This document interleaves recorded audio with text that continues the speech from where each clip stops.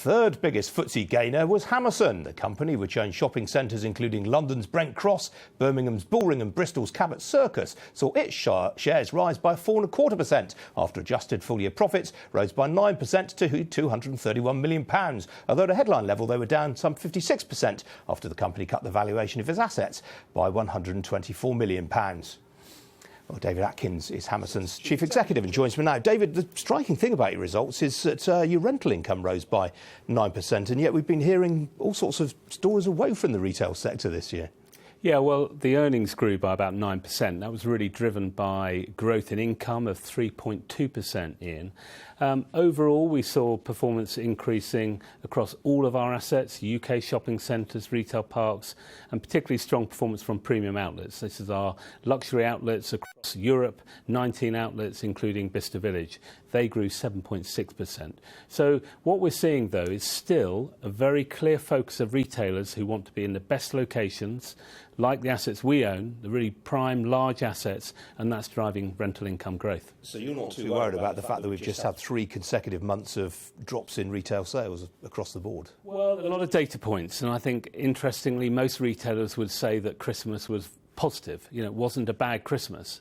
I think post-Brexit there was a little bit of reining in spending from the consumer, but overall, consumer seems to be in a pretty positive place. Remember, Brexit, more than half the population voted for it, so they're happy.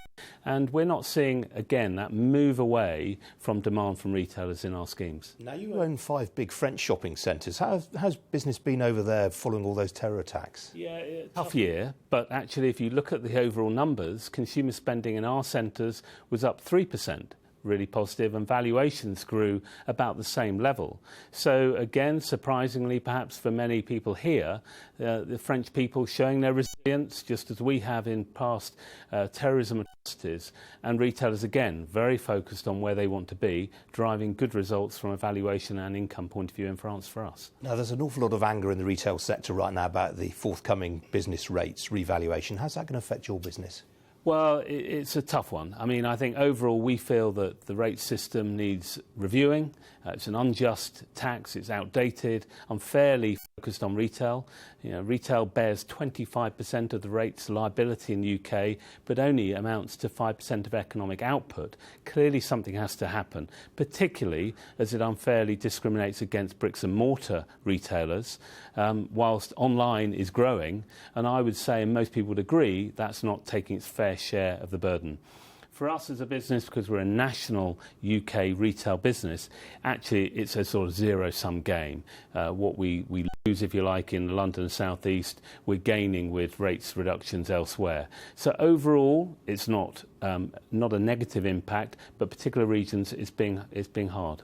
In a word, David, you've got a couple of big developments on the go, Brent Cross and Whitgift, all going to go to time? Yeah, we're aiming very much to get those on site next year. A lot of key milestones, and really we're into that final straight of getting those schemes on board.